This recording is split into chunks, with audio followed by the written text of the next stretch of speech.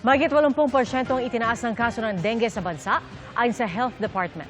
At sa Dasmariñas, Cavite, 400% ang itinaas ng kaso, kaya po nasa state of calamity na sila. Nakatutok si Nico Wahe. 4 na araw tiniis ni Jerjen ang taas-babang lagnat at sobrang pananakit ng katawan.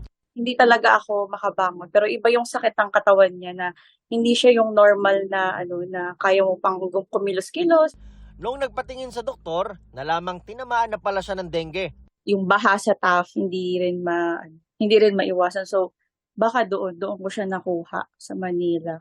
Ngayong 2024, 340,860 nang naitala ng DOH na kaso ng dengue sa bansa. 81% na mas mataas kumpara sa buong 2023. 881 nang namatay dahil sa dengue. Sa nakaraang 6 na linggo, panahong sunod-sunod ng bagyo, wala naman daw naitalang pagtaas sa kaso ng dengue. Pero paalala ng DOH, posibleng dumami ang pinamumugaran ng mga lamok na may dalang dengue dahil sa mga nakatenggang tubig.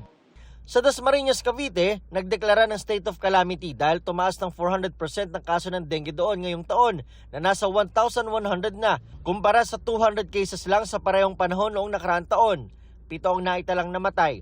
Sabi ng Dasmariñas City Health Office, posibleng dulot din ito ng sunod-sunod na bagyong pumasok sa bansa. Probably yung mga strain din po ngayon ng dengue virus, mas matindi rin po. So, malaking bagay din po. Of course, yung ating climate change and then yung mga basura, no, yung mga stagnant waters.